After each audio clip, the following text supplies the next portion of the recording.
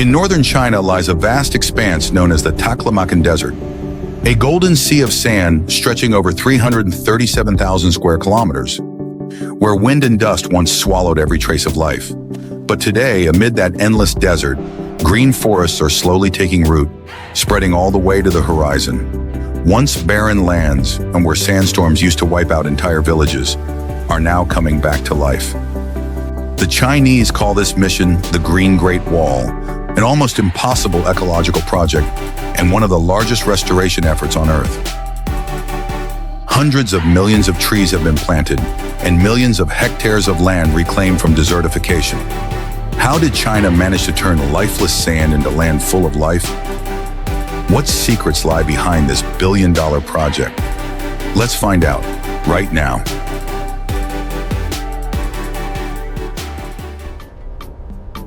For centuries, northern China has lived with an invisible enemy: sand.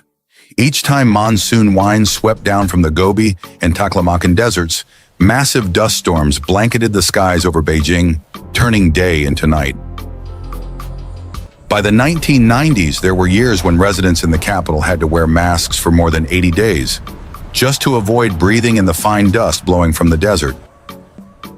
The Taklamakan Desert was formed millions of years ago, when the Tian Shan Mountains to the north and the Kunlun Mountains to the south blocked nearly all moisture from the Indian Ocean and Siberia, turning the basin between them into a vast arid wasteland. Average rainfall here is less than 100 millimeters per year, almost 10 times lower than in California, a region already known for its dry heat. To put that in perspective, every square meter of Taklamakan's land receives only about the same amount of water as a 500 milliliter bottle per week. Far too little for any plant to survive. In summer, temperatures can soar above 40 degrees Celsius. In winter, they can drop below 20 degrees Celsius. And sandstorms can strike anytime, without warning, without mercy. This extreme climate, combined with deforestation, overgrazing, and excessive groundwater extraction, exhausted the soil and destroyed vegetation, paving the way for uncontrolled desertification to spread across northern China.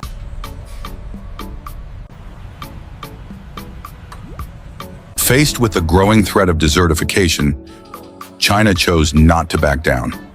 In 1978, the government launched a century-scale initiative, the 3 North Shelter Belt Program, known to the world as the Green Great Wall. This is not a single forest wall, but rather a vast network of thousands of forests, windbreak belts, and ecological lakes stretching more than 4,500 kilometers, from the Xinjiang Autonomous Region all the way to Heilongjiang Province, covering nearly the entire northern part of China. The goal, to plant 35 million hectares of new forest by 2050, increasing the country's forest coverage from just 10% in 1949 to over 25% today. It is considered the largest human-made project ever built on land, not with concrete or steel, but with determination and the color green of life itself.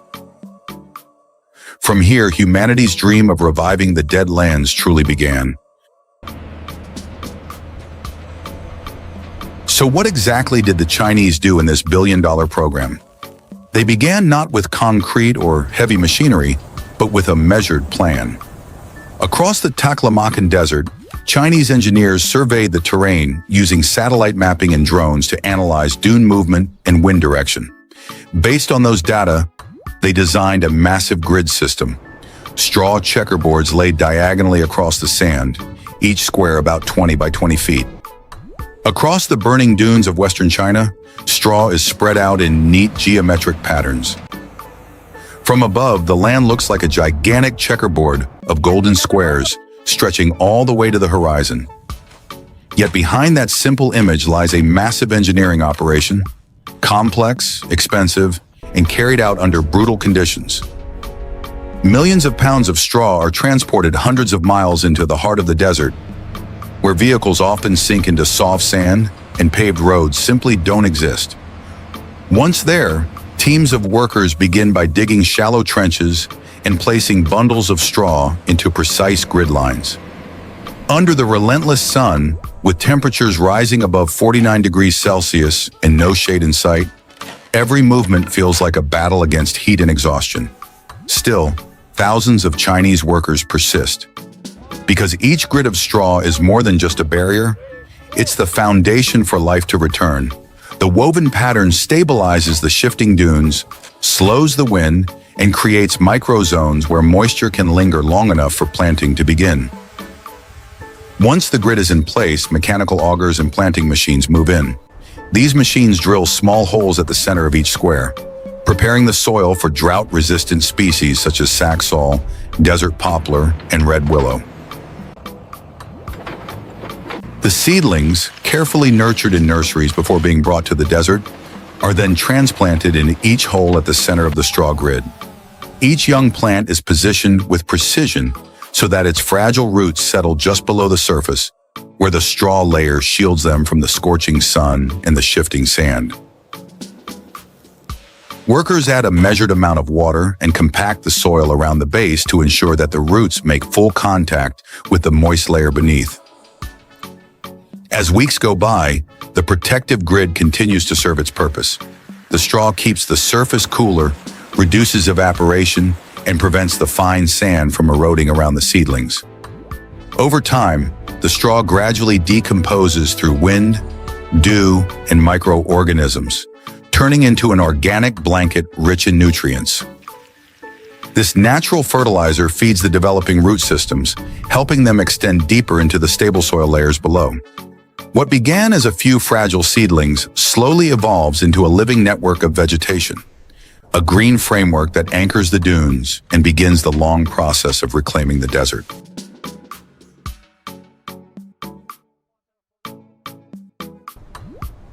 The second method of greening the desert, besides planting trees, is installing solar panels. In the middle of the Taklamakan, where sunlight beats down day and night, China has harnessed it to create a massive source of power for the entire region. China chose a bold solution: let the sun grow the forest. This region receives over 2,700 hours of sunlight each year, ranking among the world's highest in solar radiation. Instead of letting the blazing sun scorch the sand, engineers turned it into a massive renewable power source. Along the Tarim Desert Highway, which stretches more than 436 kilometers across the desert, they installed 86 solar-powered pumping stations. Each station hosts hundreds of photovoltaic panels that generate electricity to pump groundwater from depths exceeding 100 meters. The water flows through an underground pipeline network and is distributed via drip irrigation, enabling more than 200,000 trees along the highway to survive in an area that sees almost no rainfall. As a result, the Tarim Highway has become the world's first carbon-free desert expressway, a place where sunlight generates electricity, electricity produces water, and water sustains life. To optimize space, the solar fields are elevated about 2 meters above the ground, allowing air to circulate freely and plants to grow beneath. The shaded soil beneath the panels retains more moisture and stays cooler, supporting species like licorice, red willow, and hawthorn, which form natural green zones under an artificial source of light and power. Here in Taklamakan, solar energy does more than light street lamps or power pumps. It illuminates hope for environmental renewal. When once known as the Sea of Death, this desert is now becoming one of the world's largest ecological laboratories, where sunlight, technology, and human perseverance converge into one. From what was once seen as a hostile force, humanity has learned to turn sunlight into water and sand into forest. And in this land once called the Sea of Death, the sun itself has become the source of life. Alongside the solar panels, thousands of heliostat mirrors are arranged in wide arcs, each rotating on 2 axes to follow the sun's path across the sky. The reflected light is concentrated onto the top of a central tower, where molten salt is heated to more than 540 degrees Celsius. That heat is then used to produce high-pressure steam, which drives turbines and generators to produce electricity. The excess heat is stored in molten salt tanks, allowing the plant to keep generating power steadily at night or during cloudy weather. It's estimated that building and operating this 50-megawatt solar power tower in the Taklamakan Desert costs around $130 million. Are you really impressed with this new Chinese technology? Let me know what you think.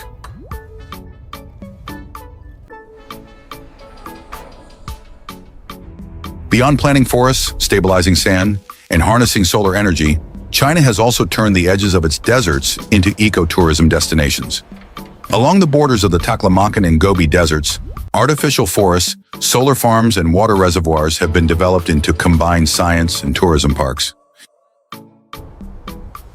In some areas, community-based tourism is growing, blending eco-lodging with Uyghur and Mongolian cultural traditions. Travelers can also join camel riding tours across the desert, lasting anywhere from 2 to 5 hours depending on the route, passing through sweeping dunes and rest stops set up in the middle of the sands. Each trip costs between $40 and $120 US. By combining conservation, education, and real-world experience, Taklamakan stands not just as a symbol of ecological restoration technology, but as proof that humans can live in harmony with nature. And to lead to this tourist area, the Chinese had to develop construction and roads. The Tarim Desert Highway, one of the most ambitious infrastructure projects in Western China. Built to connect the oasis cities of Luntai and Minfeng, it cuts straight through the heart of the desert for over 300 kilometers.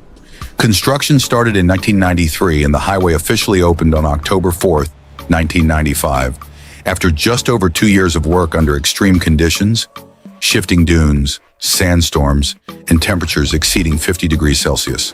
The project cost around 1.75 billion yuan, or roughly $260 million US. Beneath the asphalt lies a complex foundation of gravel, straw mats, and geotextiles designed to keep the sand from swallowing the road. Today, this desert highway not only links remote solar farms and research stations, but also serves as a gateway for ecotourism, guiding travelers through what was once one of the most unreachable landscapes on Earth. After decades of relentless effort, the results have far exceeded all expectations. Vast green belts now surround almost the entire Taklamakan Desert. According to official data, China has regreened more than 30 million hectares of barren land, increasing national forest coverage from 10% in 1949 to over 25% today. In regions like Aksu and Kakea, once nothing but endless dunes, now stretch vast forests of poplar, hawthorn, almond, and walnut trees reaching all the way to the horizon.